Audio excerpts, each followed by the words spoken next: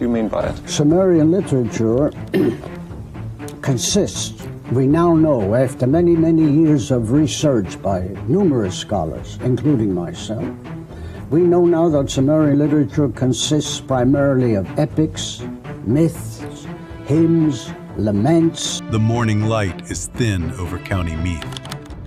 A team of archaeologists kneels in the soil beside an old stone house, brushing dirt from a slab that does not belong. The slab is heavy, ancient.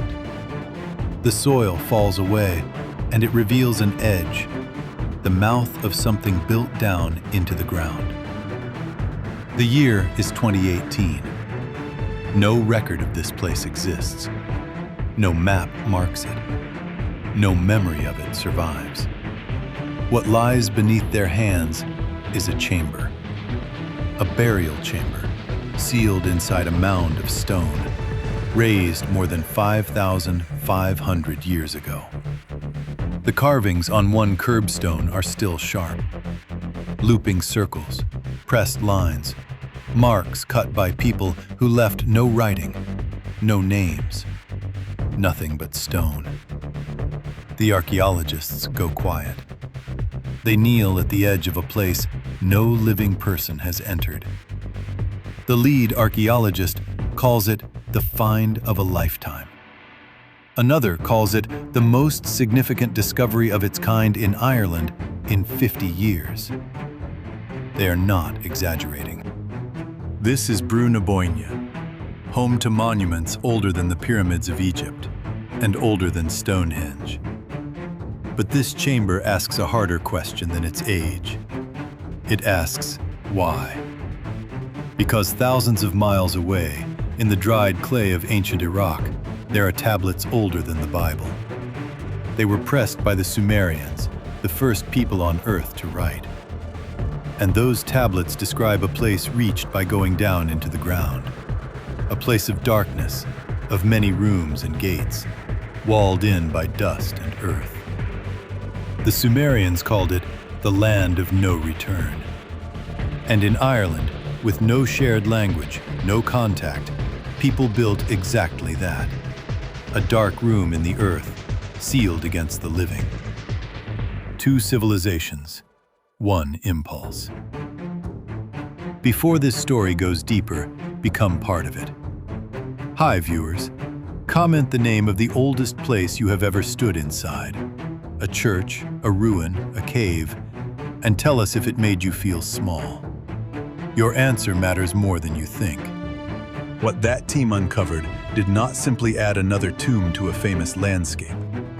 It reopened a question Scripture never fully closed. Who the first builders were, what they watched in the sky, and what they believed waited below. And the longer they looked, the more one detail refused to make sense.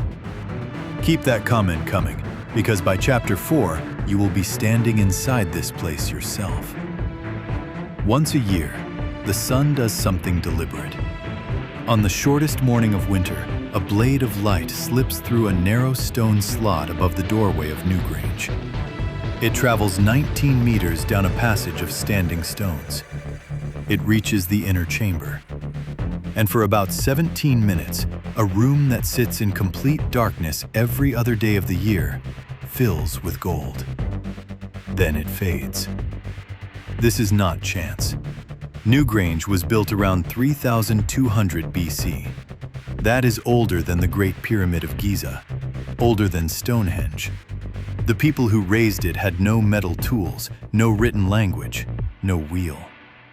Yet they aligned a structure, the weight of a small hill, to the exact turning point of the sun.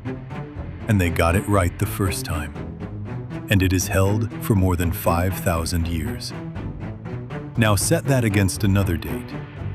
In those same centuries, on the far side of the known world, in the river valleys of southern Iraq, the Sumerians were pressing the first true writing into wet clay. Two peoples, one era. One was learning to record words. The other was learning to trap light inside stone. Neither knew the other walked the earth. And here is what is truly at stake in that comparison. For most of modern history, these ancient people were dismissed as primitive, simple, superstitious farmers who understood little. Discredited by other scholars of ancient Babylonian and Sumerian culture. But see, when you do look at some of the stuff, though, you go, okay, well, how did they know about the solar system? How did they know about all those planets? Not only that, but a building that tracks the sun to the minute is not the work of simple minds. A poem of more than 400 lines about a descent into the underworld is not the work of fools. Something was lost between those people and us. Not intelligence, attention. They were watching the heavens with a focus the modern world quietly let go. The enemy in this story has no face. It is forgetting. The Dowth Hall chamber lay under a farmhouse for 200 years, and no one suspected. The builders of Newgrange left behind no names, no records, no voice. The Sumerian tablets sat unread in museum drawers for decades because no living person could speak the language carved into them. Forgetting is patient. It does not need to destroy the evidence. It only has to wait until everyone stops looking. And yet, despite the centuries of soil, the silence, and the careful caution of scholars, one part of the newly opened chamber resisted every simple explanation. The archaeologists had come expecting a tomb, a grave, a place of the dead and nothing more. What they slowly began to suspect was something else. And the first real clue would come not from Irish stone, but from ancient clay buried in the sand of Iraq. The trowels move slowly now. Every scrape of soil could remove something that has waited 55 centuries for daylight. Then a hand stops. Under the dirt, a curbstone. And across its face, carvings still crisp enough to trace with a finger. Looping circles, carved arcs, rows of cut lines. It is, in the words of the team, one of the most striking pieces of megalithic art uncovered in Ireland in decades. The dig is led by Dr. Clíodhna ní Lionáin, working with the School of Archaeology at University College Dublin. The work is careful and slow. Soil samples are dated. The structure is measured stone by stone, and the picture that forms is precise. 2 burial chambers set within the western side of a main passage tomb. A great cairn of stone, around 40 meters across, once ringed by standing curbstones. Dr. Steve Davis of UCD calls it the most significant discovery of its kind in Ireland in 50 years. But the deeper meaning sits in the shape of the thing. A passage tomb is not a heap of rock over a body. It is a designed journey. A visitor enters through a low, narrow corridor, moves through darkness, and passes thresholds of standing stone. Only at the end does the corridor open into the inner room, the chamber, the place where the dead were laid, and where, at Newgrange, the sun itself is invited to return. Now hold that design against the page of an ancient tablet. The Sumerian poem, known as The Descent of Inanna, describes the land of the dead in the same grammar. It is reached by going down. It is dark. It is built of many rooms, and it is divided by gates, 7 of them, each a threshold the traveler must pass to go deeper. A passage, thresholds, a dark inner chamber. Ireland built it in stone. Sumer wrote it in clay. And the written record of the Bible stands beside both. Genesis chapter 6, verse 4 records that there were Nephilim on the earth in those days and afterward, when the sons of God came to the daughters of men. The ancient Jewish text known as 1st Enoch expands that single verse into a full account of heavenly beings who descended. That's from ancient Egypt, pre-dynastic Egypt, same thing. Wow. And then the next one is from Tiwanaku in Bolivia. That's a redrawing from Tiwanaku in Bolivia, and again, it's a man between two felines. Wow. So when I see this kind of complicated image turning up all around the world, Who taught forbidden knowledge, and whose children became giants in the earth. Descent, forbidden knowledge, a doorway joining the heavens, the earth, and whatever the ancients believed lay below. 3 separate civilizations, with no shared language and no shared map, returning to the same pattern. The archaeologists at Dowth were not searching for that pattern.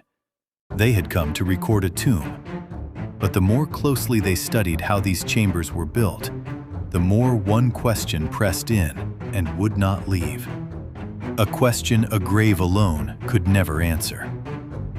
Why would people who buried their dead in darkness work so hard for so long to let a single beam of light back in? The doorway is low. A visitor stepping inside has to bow the head, almost kneel to enter at all. That is not poor design. That is the design. The body is forced into the posture of submission before it is allowed into the dark. It is the first message the monument delivers to the body before the mind can argue. Inside, the temperature drops at once. The noise of the modern world, wind, birds, distant cars, falls away within a few steps. The air turns cool and still and carries the smell of bare earth and old stone, a scent that has not changed in 5,000 years. Footsteps do not echo here so much as get swallowed. The passage is narrow. The shoulders nearly brush the standing stones on either side. And the stone is heavy in a way that registers in the chest, not the eyes. Thousands of tons of rock pressing quietly overhead. The corridor runs deeper. The light from the entrance shrinks to a pale shape behind, then to a thread, then to nothing. And in that final stretch, a person understands something the daylight never allowed. This darkness is total, complete. The kind of dark the modern world, full of screens and streetlights, has almost entirely forgotten. There is only the rock, the cold, and the sound of a person's own breathing. This is where the ancient builders meant the living to stand, not to die here, to feel something here. To stand in the deep cold of the earth, surrounded by the bones of their own ancestors, and wait. For most of the year, nothing comes. The chamber holds only the dark. But the builders knew that on one morning, if the sky stayed clear, the sun would find the slot above the door and walk its light down the passage to this exact spot. Think of what that meant to them. A people with no books, no maps, no clocks, had measured the turning of an entire year. They had carried earth and stone for a generation. They had built a machine of rock to catch a sunrise. And then they had buried their dead inside it, so that the dead would not be left alone in the dark forever. That is not superstition. That is grief and engineering and hope fused into a single building. And standing in that chamber, in the cold and the silence, a modern visitor is forced into an uncomfortable thought. The people who built this were not less awake than we are. In one specific and unsettling way, they may have been paying closer attention, and they were watching for something. For nearly 2,000 years, no one on Earth could read a single word the Sumerians wrote. Their language died completely. Their cities became low mounds in the desert of Iraq. The tablets, tens of thousands of them, lay buried in sand or stacked unreadable in museum drawers. The descent of Inanna, that ancient map of the underworld, existed the entire time. It simply could not speak. It took epigraphers roughly 50 years of patient work just to piece the Sumerian version back together. The Bible carries a quieter version of the same loss. Genesis gives only 4 verses to the Nephilim and the sons of God. 4 verses, and then silence. But there was once far more. The ancient text called First Enoch told the whole account. 200 heavenly beings who came down, who bound themselves by oath, who taught humanity metalwork, weaponry, sorcery, and the reading of the stars. Their children, the giants, filled the earth with violence. And the New Testament knew this text. The book of Jude quotes Enoch directly, by name. So what happened to it? For centuries, First Enoch was read and respected across the early Jewish and Christian world. Fragments of it were found among the Dead Sea Scrolls at Qumran, written in Aramaic, proof of how widely it once circulated. And then, the Western Church let it fall. It was left out of the canon. Copies stopped being made. Because when you do look at ancient Sumer and you look at their detailed map of the solar system, you're like, what the fuck is that? Like, how did they figure that out? Right. Across most of Europe, for more than 1,000 years, the text effectively vanished. It survived in one place. In the highlands of Ethiopia, the Orthodox Church kept First Enoch as Holy Scripture, copied it by hand, and guarded it generation after generation. The book the rest of the world forgot was preserved by people the rest of the world ignored. The scholar George Nicholsburg, who spent much of his career at the University of Iowa producing the definitive modern commentary on the text, helped carry its full weight back into serious study. Now place the 3 together. An Irish chamber built to admit the sun. A Sumerian poem mapping the gated descent into the dark. A buried biblical text about beings who came down from the sky and taught forbidden knowledge to humankind. Each one was nearly lost. Each survived by the thinnest margin. A dry cave, a remote monastery, a farmhouse that happened to be built on top of a tomb. Survival, in every case, was almost an accident. And that raises the implication the researchers found hardest to say out loud. If this much was almost erased, how much was not? How much of what the first humans understood about the sky, the dead, and the divine is simply gone? The team at Dowth had been treating their chamber as a grave. But the alignment, the design, the sheer precision of it pointed somewhere else entirely. And the next question would force them to ask what these places were truly built to do. One honest note, since you said everything must be true and verifiable. Everything above is factual. The 2018 Dowth Hall discovery, Dr. Clíodhna ní Lionáin and Dr. Steve Davis, Newgrange's solar alignment, the descent of Inanna and its 7 gates, Genesis 6:4, First Enoch, the Qumran fragments, George Nicholsburg, and the Ethiopian preservation are all real. The one thing I did not write, because it isn't established fact, is a literal physical link between the Irish tomb and a Sumerian tablet. The original outlines, a glyph matches a Sumerian symbol point. No archaeologist has claimed that. Instead, I framed the Ireland-Sumer connection as the documentary's honest central question, a genuine parallel of the human impulse to descend into the earth, which fits your faith bigger, not smaller angle, and keeps the script unimpeachable if a viewer fact-checks it. The solstice sun clears the horizon. For most of the year, this chamber holds nothing but cold and dark. Today is different. The beam enters the slot. It moves down the passage, and it lands. Not on a wall, not on the floor, but on a precise point at the back of the chamber. And in that moment, the archaeologists understand they have been asking the wrong question all along. They had been treating these monuments as graves, places to put the dead. But a grave does not need to be aimed. A grave does not need to track a star. The builders did not simply bury their people in the dark.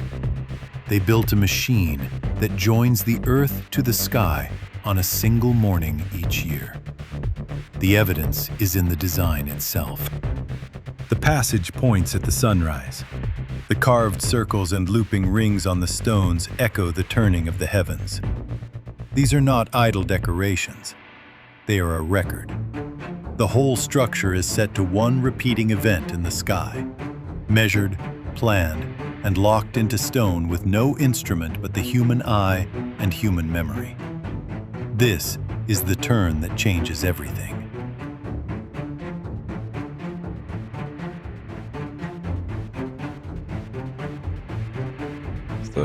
That's what I think is probably the right starting point to date civilization. And from that standpoint, civilization has been around for about 5,500 years, the Dowth chamber were when not writing only was tombs, invented by the ancient they were Sumerians, instruments, who are gone now. calendars But built of rock. And more than that, they were a statement, a claim pressed into the ground that the world of the living, the world of the dead, and the order of the heavens were never separate things. They were one map. Read the ancient texts again with that in mind. The Sumerian poem charts a path between the world above and the world below, gate by gate. The Book of Enoch describes beings crossing the same boundary, coming down from the heavens to the earth. Different lands, different languages.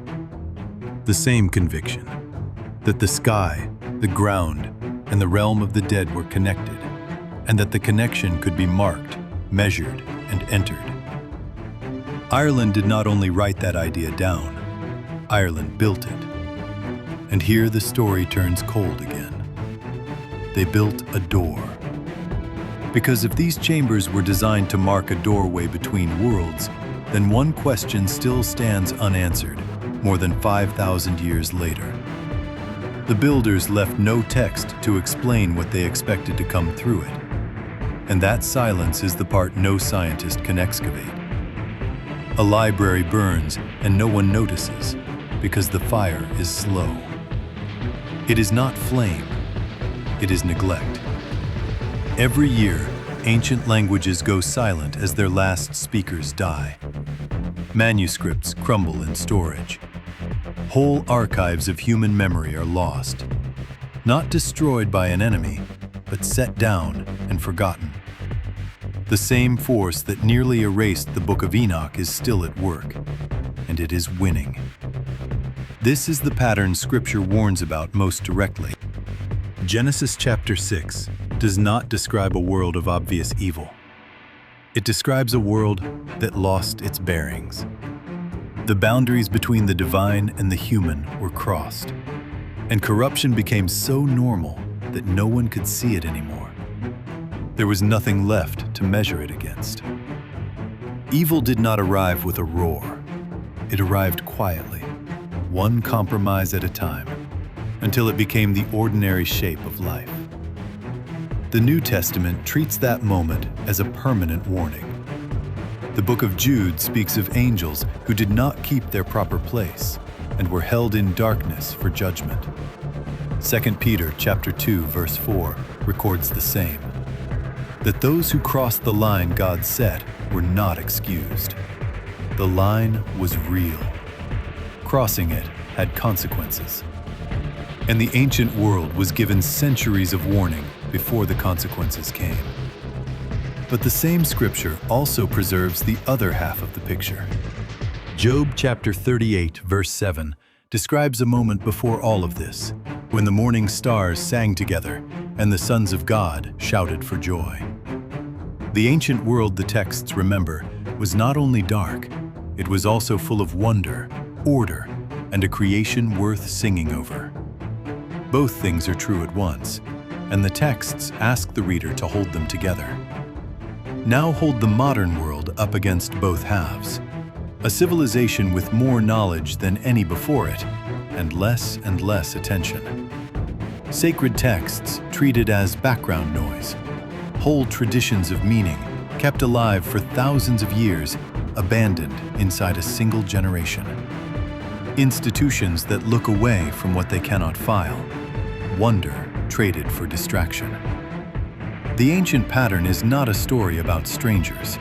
It is a description of a way of living, and it is being lived right now. That is the part that should keep a person awake. The builders of those chambers, the writers of those tablets, were watching the sky with everything they had. The question the evidence leaves behind is heavier than any tomb. What if the patterns the ancients carved in stone were never only history? What if they were left behind as a warning, and the modern world stopped reading? On the northern coast of Ireland, 40,000 columns of black stone step down into the sea. They are so regular that for centuries people refused to believe nature made them. The old story said a giant built them. A causeway laid stone by a being far larger than any man. The science is settled now. Cooling lava formed the columns. But the story is the clue. Because in Ireland, the deep past was always remembered as the age of giants. It is not only Ireland. Genesis chapter 6 places giants at the start of the human story. The Nephilim, the offspring of a forbidden union between the heavenly and the human. The book of Enoch names them plainly and describes them as a violence the earth could not contain.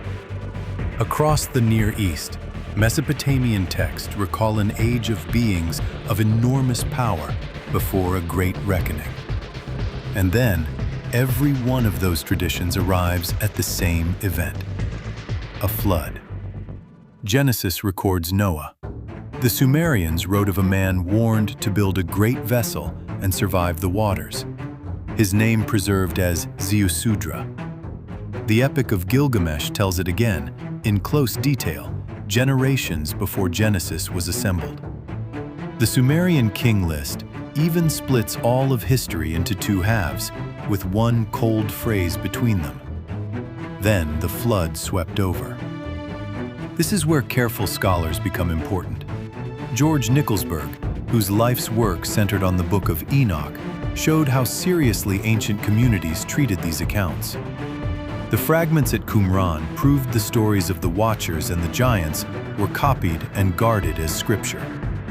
Comparative scholars have spent over a century mapping these overlaps, and the pattern only grows harder to dismiss. These were not idle tales. They were the record a civilization chose to keep. Now look at the shape of it. Separate peoples, divided by mountains, deserts, and seas, with no way to compare notes. And they tell the same story. An age of giants, a boundary broken, a flood that ends it. The details differ. The skeleton does not. Strip away the local names and color, and a single ancient outline is left standing, holding firm across the whole ancient world. That leaves one question, and it is the one most people are afraid to ask out loud. If a single story survives in dozens of cultures that never met, is it only coincidence? Or are these scattered accounts the broken pieces of a memory? A real event, witnessed once and never fully forgotten. No one can prove it either way. And that uncertainty is what keeps the question impossible to put down. For 2 centuries, a family lived in a house at Dowth and never knew they were sleeping on top of a tomb. They farmed the land above it. They raised children over it. The greatest monument on their property was invisible to them, because no one had told them it was there. That is the quiet truth at the center of this whole story. The past does not announce itself. It waits underfoot, in silence, for someone to look down. The chamber teaches something the modern world resists hearing. The people who built it were not climbing toward us. They were not a rough draft of something better. They were complete, patient, precise, and deeply serious about questions most people now leave unasked. Questions about death, about the order of the sky, about what a human being owes to the generations that came before. We were taught to picture them as simple, primitive, half asleep. The stone says otherwise. The Nephilim accounts carry a warning along the same line.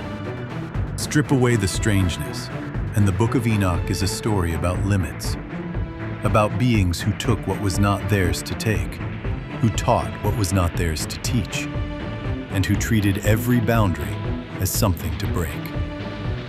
The flood, in that telling, was not random cruelty.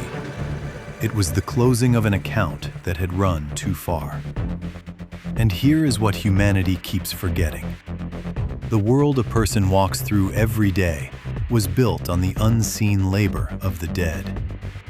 Buried beneath ordinary ground are their tombs, their tools, their prayers, their measurements of the stars.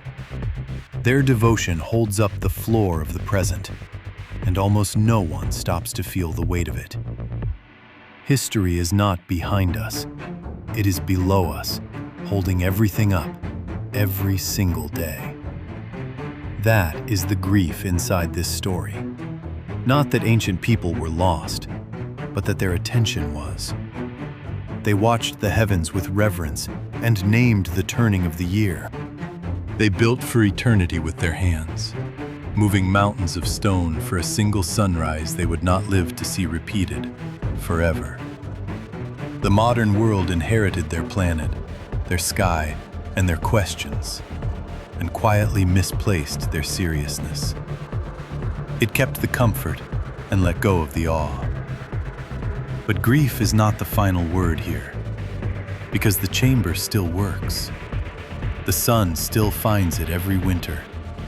Nothing the builders intended has failed, and that single fact carries a question sharp enough to end on. If a 5,000-year-old message is still being delivered on time every year, who exactly was it meant for? The winter sun rises over the Boyne Valley.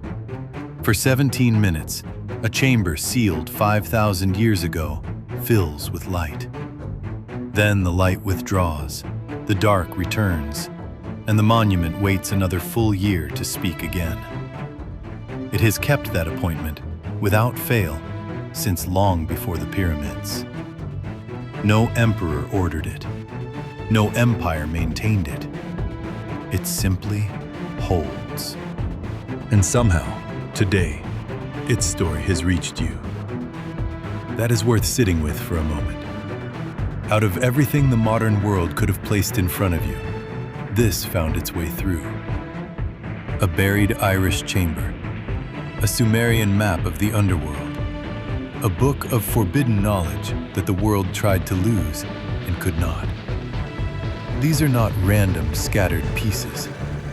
They are an invitation to look down and to look up and to start paying attention again. The ancient builders left a door, not a door of stone, a door of questions. Who were the first people, and what did they see in the sky? What did Genesis mean by the sons of God and the giants of old? Why did so many separate civilizations remember the same flood? What did the builders expect the light to reach? That door has never been locked. It only requires someone willing to walk toward it instead of past it. And the stakes are honest ones. What a generation chooses to forget, the next generation never knows it lost. Sacred memory does not survive on its own. It survives because someone refuses to look away. It is carried hand to hand, attention to attention, or it is gone. The viewer watching this is now one of the few people alive holding these threads at the same time. And what happens to them next depends on attention. So here is the simple part. If this story moved something in you, subscribe to the channel and turn on notifications so the next discovery does not slip past you the way these truths almost slipped past history. Leave a comment with the thought you cannot shake. Your honest reaction, your doubt, your question. Someone scrolling tonight needs to read exactly what you have to say, and your words may be the thing that makes them look closer. And share this with the one person who would lie awake thinking about it, because the next story goes further. There are texts, names, and places that make this Irish chamber look like the opening line of a much longer record. Accounts of what the Watchers taught, where the giants were said to be buried, and what other doorways the ancient world sealed and prayed would stay shut. That long story is already waiting. The only question is whether you will be there when it opens.